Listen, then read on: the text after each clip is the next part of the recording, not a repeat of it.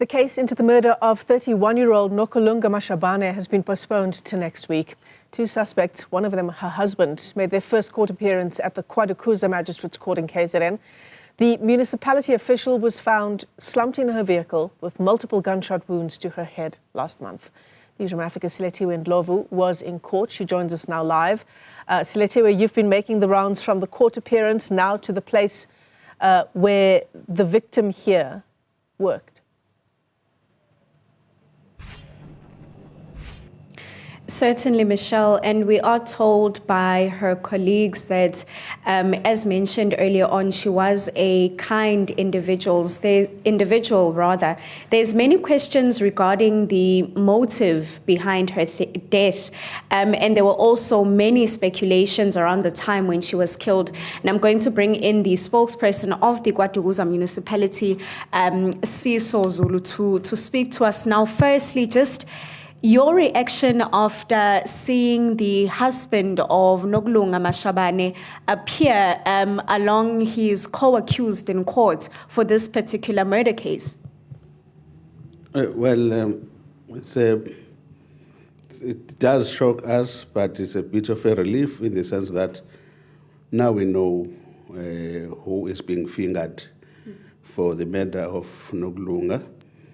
What does concern us is that somebody who should be protecting his wife, the mother of his own kids, is being fingered for her murder. It says something about us as men.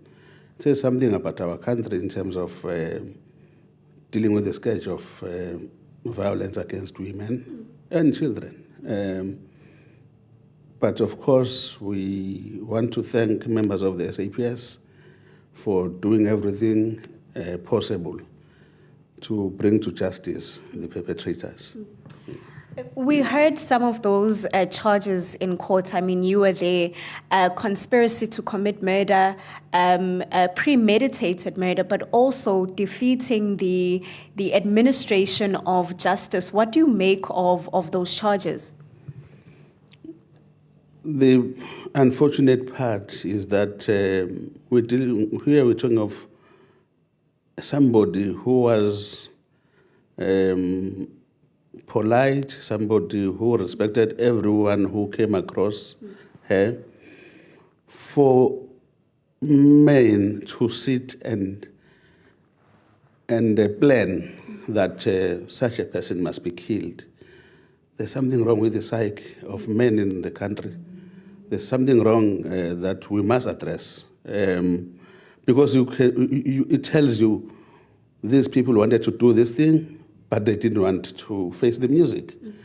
How do you plan, honestly, to kill somebody whom you declared your love for that person and you started a family with that person? I can't even imagine what kind of a conflict could have led to this dastardly deed, because if there was any problem, certainly they could have resolved it. I mean, conflicts do happen in every family setup, but this is not how we resolve problems. In any kind of setting, you don't resolve problems through violence. Yes. And I also want to talk about the huge gap that she's now left behind. Of course, you mentioned that even just those last few days, the day before she was killed, she did, of course, report for work.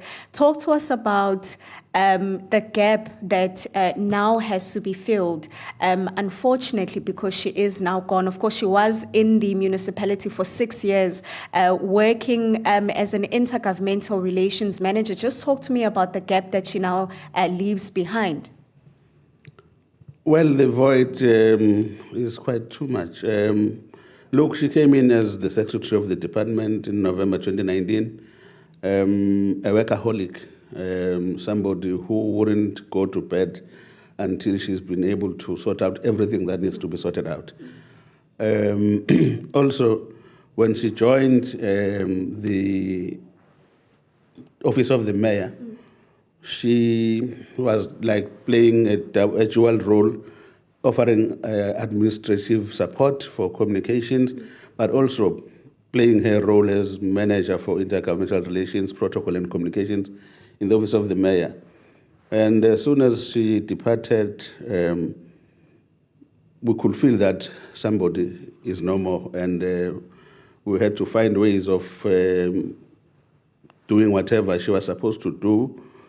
But it's going to be difficult, honestly, to fill that gap, because she was so committed to her work, and the professional demeanor that she displayed, we were going to miss those skills that she had. And maybe just lastly, from my side, talk to me about the justice that you would see fit. The family stating that she was unfortunately being abused before her death. Just talk to me about the justice that you see fit. Look, the charges are very serious. And we really hope that our judiciary will mete out the stiffest of sentences, because you plan this thing, you carry it out, then you want to conceal everything after that. The pain that you want to leave those close to her with in their minds, I mean, their psyche, what happened, you don't want them to know.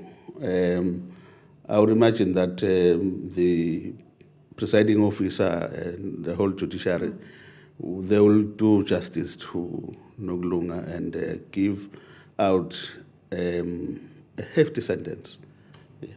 Thank you very much for speaking to us, Michelle. That's Sfiso Zulu, who is the spokesperson for the KwaDukuza municipality. Of course, as mentioned, Nokulunga worked in this municipality for 6 years. We're told, as you heard, she was extremely hardworking. And of course, not just the family, but also the municipality seeking justice for the murdered Nokulunga Mashabane.